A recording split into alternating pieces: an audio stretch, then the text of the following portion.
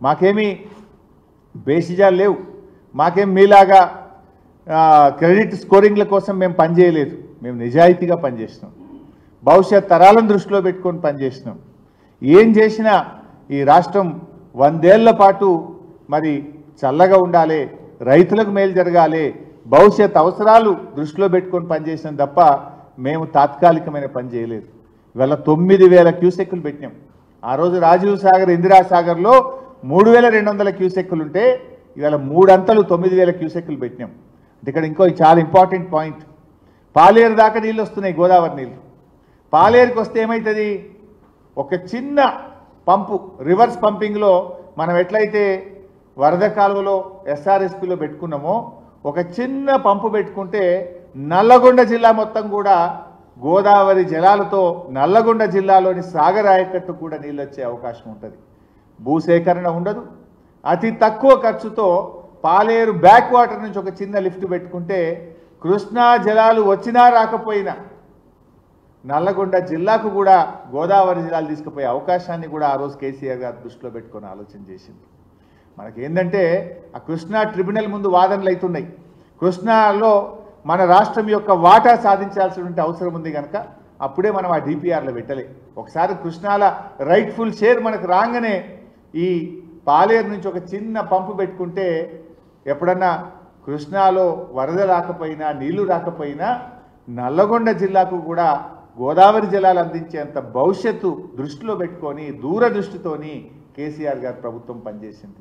ఇంత గొప్పగా మేము ఇలా రాష్ట్రం కోసం ఆలోచించినటువంటి వాళ్ళం. కానీ మీరు మాత్రం కేవలం రాజకీయ ప్రయోజనాల కోసం, మీరు చిన్న చిన్న దానికోసం మీ ప్రభుత్వం పనిచేస్తూ ఉంది.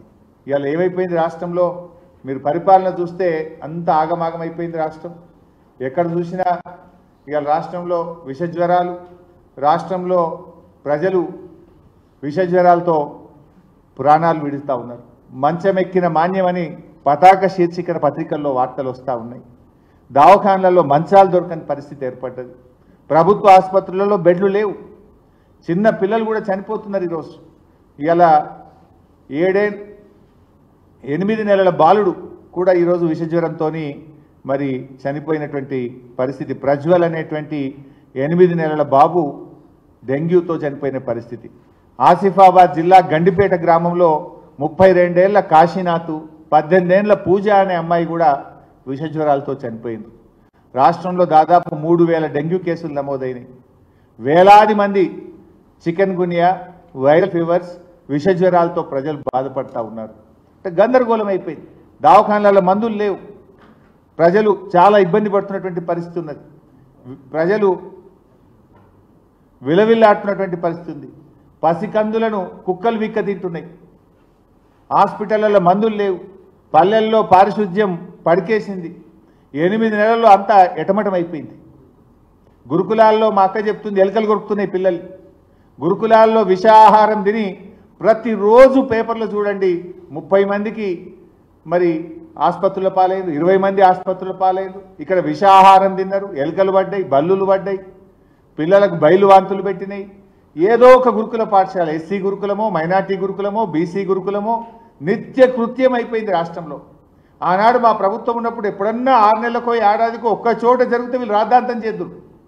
కానీ ఇలా అసలు గురుకులాల్లో పిల్లలు అనారోగ్యం పాలైనరు కానీ ఒక్క రోజు ఉంటే ఒట్టు. ప్రతిరోజు ఏదో ఒక గురుకులంలో విషాహారం తిన్నారు, పిల్లలకు జ్వరాలు వచ్చినాయి, బయలువాంతులైనాయి, దవాఖానలు పడ్డారు, ఆగమాగమవుతున్నారు.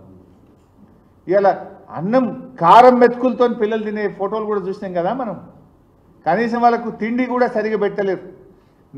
కారం వేసుకొని నూనె వేసుకొని అన్నం మెతుకులు పిల్లల్ని తినేటువంటి పరిస్థితి ఈరోజు ఈ ప్రభుత్వం తీసుకొచ్చింది. అంటే పాలన పడకేసింది.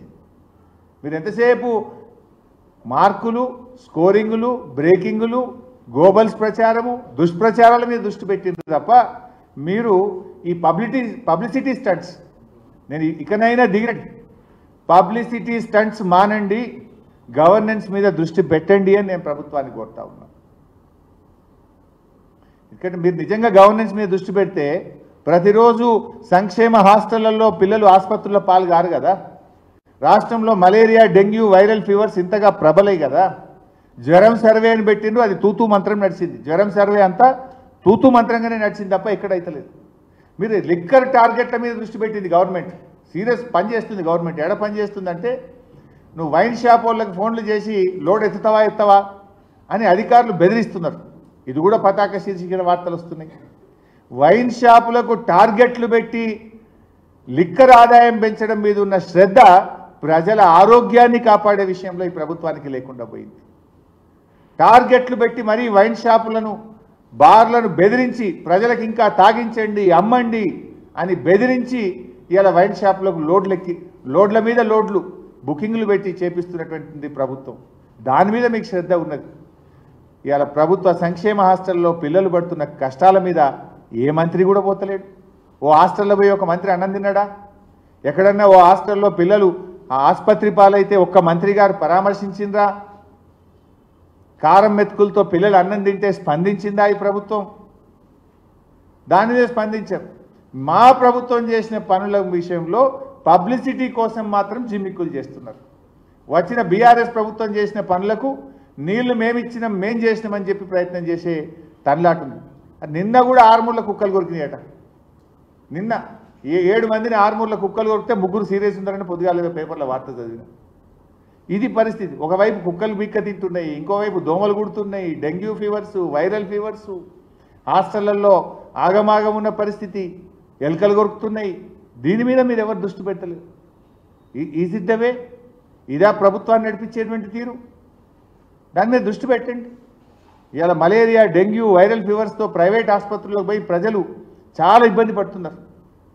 చాలామంది పేదవాళ్ళు అప్పుల పాలవుతున్నటువంటి పరిస్థితి ఈరోజు రాష్ట్రంలో చూస్తూ ఉన్నాం. మీ పుణ్యమాని సర్పంచులు అప్పుల పాలైనరు, పంచాయతీ సెక్రటరీలు అప్పుల పాలైనరు. ఇదైతే దేశంలో ఫస్ట్ టైం. ఎప్పుడైనా సర్పంచులకు కొన్ని పెండింగ్ బిల్లులు ఉన్నాయి, మనం విన్నాం. కానీ ఈరోజు రాష్ట్రంలో పంచాయతీ సెక్రటరీలకు కూడా పెండింగ్ బిల్లులు ఉన్నాయి.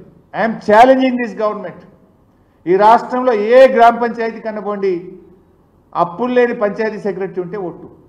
కాలిపోయిన బుగ్గలేనికో, డీజిల్ పోయడానికో, బ్లీచింగ్ పౌడర్కో, గడ్డి మందు కొనడానికో, ట్రాక్టర్ల డీజిల్ పోయడానికో ప్రతి సెక్రటరీ 1,00,000 నుంచి 3,00,000 రూపాయలు అప్పుల పాలైపోయారు.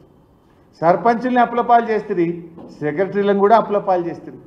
పంచాయతీ సెక్రటరీలను అప్పుల పాలు చేసిన ఘనత మాత్రం రికార్డు ఈ దేశంలో, ఈ కాంగ్రెస్ ప్రభుత్వంది. రాష్ట్రంలో ఏ సెక్రటరీనైనా మీరు పోయి అడగండి, ఏ ఊళ్ళోనైనా అడగండి, నేను రమ్మంటే రావడానికి రెడీగా ఉన్నా, వస్తారా మా కాన్స్టిట్యూన్సీకి రండి, పోదామా ఏ గ్రామానికో చెప్పండి.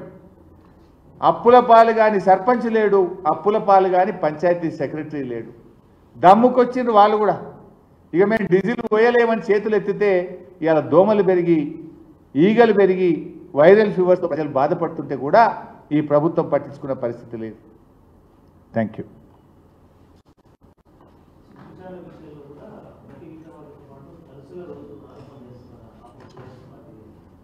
కేటీఆర్ గారు చాలా స్పష్టంగా చెప్పింది కదా, ఈరోజు కూడా ట్వీట్ చేసినారు చూడండి. Thank you. అదే కదనే ఇప్పటిదాకా మొత్తుకున్నది. 75 కోట్లతో 1,50,000 ఎకరాలకు నిజంగా నీళ్ళు ఇస్తే నోబెల్ ప్రైజ్ ఇవ్వాలి ఆయనకు.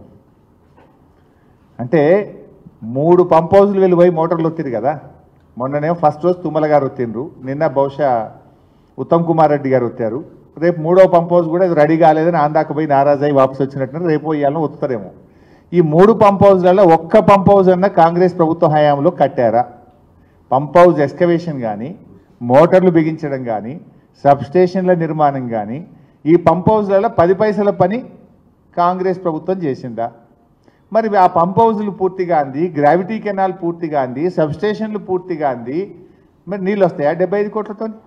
75 కోట్లకే నీళ్ళు వచ్చినాయంటే నోబెల్ ప్రైజ్కి మనం అందరం ఏకగ్రీవంగా మనం రికమెండ్ చేసి పంపుదాం. ఇక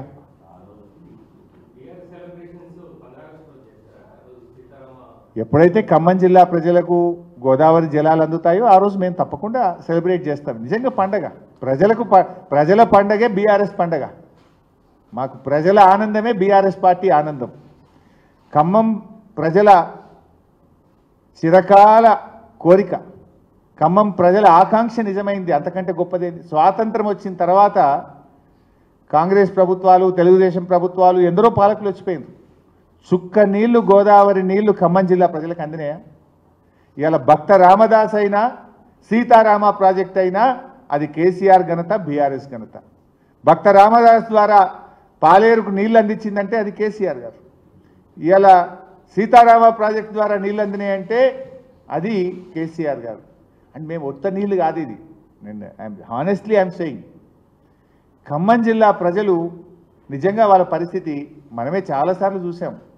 మధ్యలో పోయిన తర్వాత పశువులకు వదిలేస్తే పోయిన యాసంగి ఏమైంది? మొన్న యాసంగి పంట నీళ్లు రాక ఖమ్మం జిల్లా ప్రజలు యాసంగి పంట బీడుబడ్డాయి పొలాలన్నీ. ఎవరన్నా ఆశపడి వేసిన వాళ్ళు మధ్యలో గొర్రెలు మేకలకు పశువులకు వదిలిన పరిస్థితి చూసాం.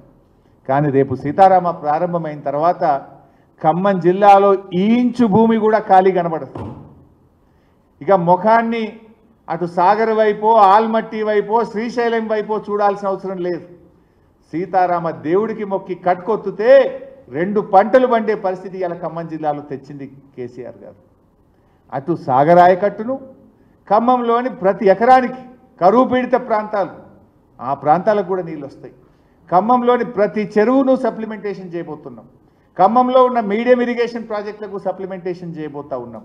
అంటే ఒక బహుళార్థక ప్రాజెక్టు. అటు విద్యుత్ ఉత్పత్తి అవుతుంది, సప్లిమెంటేషన్ అవుతుంది, త్రాగునీరు వస్తుంది, సాగునీరు వస్తుంది, సాగునీరులో కొత్త ఆయకట్టు వస్తుంది, పాత సాగర్ ఆయకట్టును కూడా సప్లిమెంట్ చేసే విధంగా రూపకల్పన చేశాం.